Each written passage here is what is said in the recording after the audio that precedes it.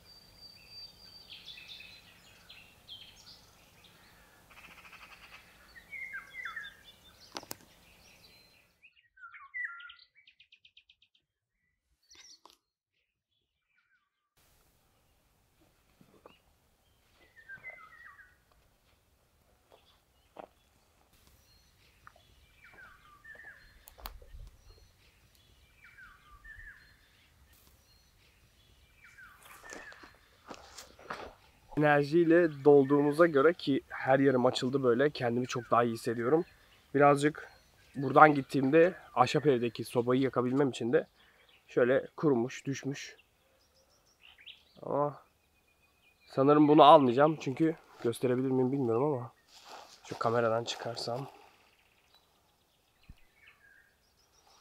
Bu bir karınca yuvası. Genelde zaten hafif ve kurumuş ağaçların içerisi karınca yuvası oluyor.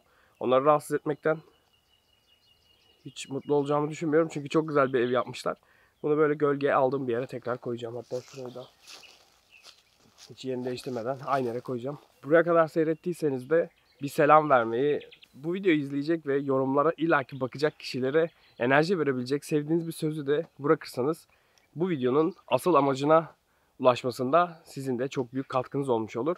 Hafta sonları köyde olduğum için sabah rutinim bu şekilde oluyor. Umarım bir gün dediğim gibi hepimize kısmet olur da tam şekilde doğaya geçebilirsek her sabah odun kesmeli, kahve içmeli, sobayı yakmalı, daha güzel ve daha büyük bir ormanı keşfetmeli. Hep beraber görmemiz dileğiyle. Buradan herkese selamlar. Beni izlediğiniz için çok teşekkürler. Bir sonraki videoda görüşmek üzere. Genel olarak şehirde yaşadığınız stresmiş, diğer arkadaş ve insanlarla yaşadığınız sorunlarmış.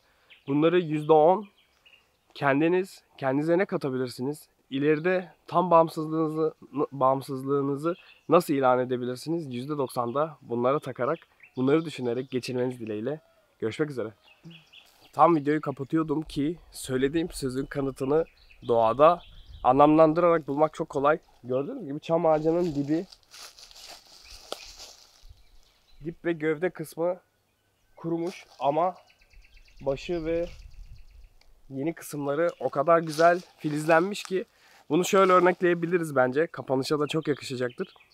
etrafınızda hayallerinizi küçümseyen, bunların çok uç ve olmayacağını düşünen insanlar bu ağacın gövdesindeki kuru kısım olsun. Siz umutlarınızla, inancınızla bir gün gerçekleştirdiğinizde eğer ulaştığınız hayatta onlara bir kahve ısmarlarsanız da bunu simgeleyen de bu uçlardaki yeşil çamlar olsun.